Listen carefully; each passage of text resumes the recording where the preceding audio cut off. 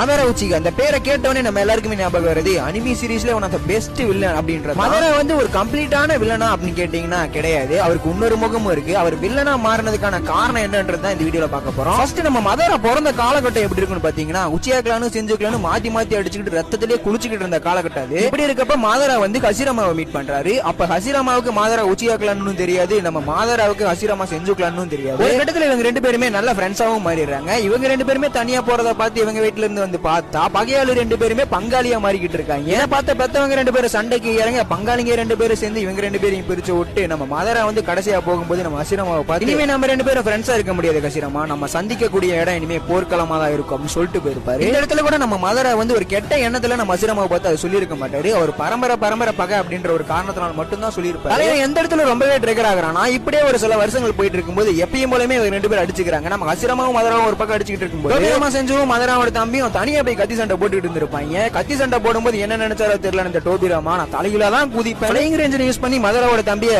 முடிச்சு விட்டுருப்பாரு. இதை பார்த்த மதரா முழுசா ட்ரிகர் ஆகி இனிமே உங்களுக்கு எல்லாம் எவனுக்குமே கருணை காட்ட மாட்டேன்டா, உங்க இனத்துல எவனை பார்த்தாலுமே கண்டிப்பா போட்டு தள்ளியே திருவேன் அப்படின்னு கங்கனை கட்டிட்டு சுத்தி இருப்பாரு. செத்து போன தன்னோட தம்பியை நினைச்சு ரொம்ப வருத்தப்பட்டு அவனோட கண்ணை எடுத்து இவர் இம்ப்ளிமெண்ட் பண்ணிட்டு கொடூரமான பவரோட கொலவெறியோட கிளம்புறாரு அடுத்த பேட்டலுக்கு நம்ம மதரா.